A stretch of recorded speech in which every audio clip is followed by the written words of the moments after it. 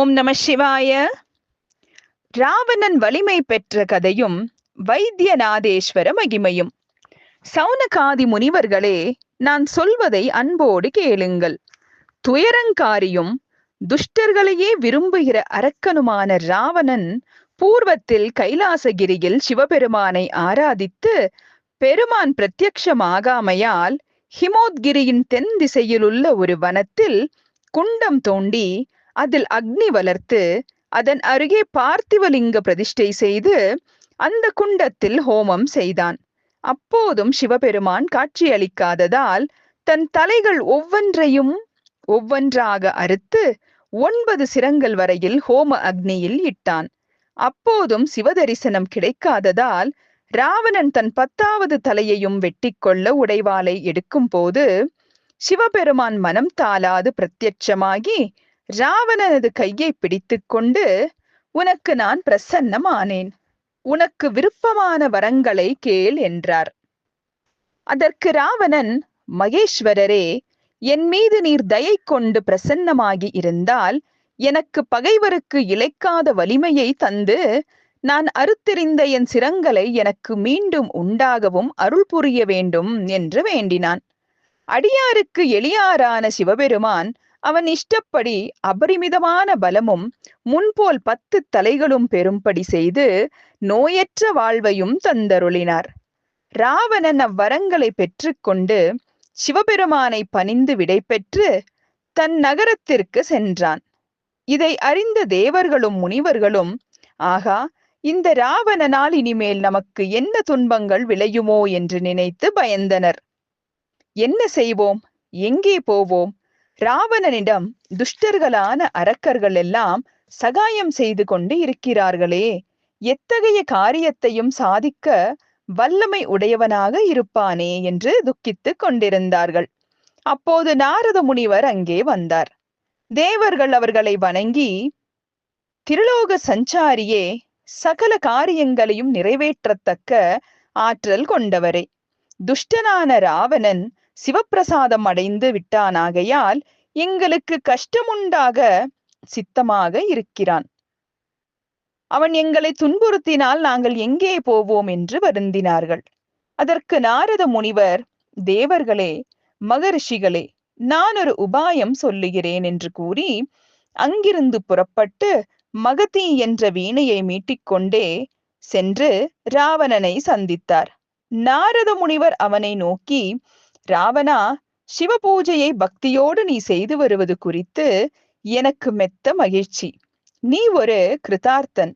உன் மீதுள்ள பிரியத்தால் ஒன்று கேட்கிறேன், அதை நீ சொல்ல வேண்டும். இவ்வளவு மகிழ்ச்சியோடு இருப்பதற்கு காரணம் என்ன என்று கேட்டார். அவரை ராவணன் உற்று நோக்கி, நாரதரே, நான் சிவார்ச்சனை செய்து பரமபதியின் அனுகிரகத்தால் பெரும் வல்லமை பெற்றிருக்கிறேன் என்றான். அதற்கு நாரதர், ராவணா, நீ சிவபெருமானை எப்படி அர்ச்சித்தாய்? நீ எனக்கு ஆப்தனாகையால் அதை சொல்ல வேண்டும் என்றார். நாரத முனிவரே, நான் பூர்வத்தில் கைலாயகிரியை அடைந்து பெரும் தவம் செய்தேன். யான் செய்த அருந்தவத்திற்கு சிவபெருமான் தரிசனம் தராததால் அங்கிருந்து புறப்பட்டு ஹிமாலய மலையின் தென் திசையில் உள்ள வனம் ஒன்றில் கிரீஷ்ம காலத்தில் பஞ்சாக்னி மத்தியிலும், மழைக்காலத்தில் வெளியிலும், குளிர்காலத்தில் ஜலத்திலும் இருந்து தவம் செய்தேன். அப்படி தவம் செய்தும் சிவபெருமானுக்கு என் மீது தயை உண்டாகவில்லை. அதனால் எனக்கு பெரும் வருத்தம் உண்டாயிற்று. நான் பார்த்திவலிங்கத்தை அந்த புஷ்பங்களால் அர்ச்சித்து நிவேதனம் செய்து சிவப்பிரீத்தியான யாகங்கள் செய்தேன். அப்போதும் சிவபெருமான் காட்சியளிக்காததால் துக்க மிகுந்து செயலற்று என் தவத்தை நிந்தித்து கொண்டு அந்த யாக அக்னியில் என் பிராணனையே விட்டுவிட வேண்டும் என்று கருதி என் சிரங்களை சந்தனாதிகளால் அலங்கரித்து ஒவ்வொன்றாக அறுத்து 9 சிரங்களை ஹோமம் செய்து 10வது தலையையும் அறுத்து எறிய உத்தேசித்தேன். அப்போது சிவபெருமான் தேஜோ ரூபியாய் பிரசன்னமாகி தலையை அறுக்க வேண்டாம் என்று என் கையை பிடித்து கொண்டு, உனக்கு வேண்டும் வரத்தை கேள் என்றார். அப்போது நான் அவரை தரிசித்து, உலகத்தில் உள்ளவர்களை எல்லாம் ஜெயிக்கத்தக்க பலத்தை எனக்கு கொடுக்க வேண்டும் என்று கேட்டேன். அவர் அப்படியே ஆகுக என்று வரம் கொடுத்து என் சிரங்களை மீண்டும் பழையபடி உண்டாக செய்து நோயின்றி வாழ்க என்று வாழ்த்தி தயவுடன் பார்த்தார். அந்த சிவப்பிரசாதத்தால் யாவும் எனக்கு கிடைத்தன. அந்த வரத்தை கேட்டதும் நான், மகாதேவா, இவ்வாறே தாங்கள் இங்கு கோயில் கொண்டிருக்க வேண்டும் என்று பிரார்த்தித்தேன். சிவபெருமான் வைத்தியநாதேஸ்வரர் என்ற பெயருடன் அங்கேயே எழுந்தருளி இருக்கிறார். பிறகு நான் சிவபெருமானை வணங்கி திரிலோகத்தையும் வென்று கைப்பற்ற விரும்பி வந்தேன் என்றான். உடனே நாரதர் புன்சிரிப்போடு, அசுரேசா, உனக்கு இதமான வார்த்தைகளை சொல்லுகிறேன் கேள். சிவபெருமான் நீ கோரியபடி உனக்கு வரங்கள் கொடுத்ததாக சொன்னாய் அல்லவா? அவ்வாறு கொடுத்தது உண்மை என்று எண்ண வேண்டாம்.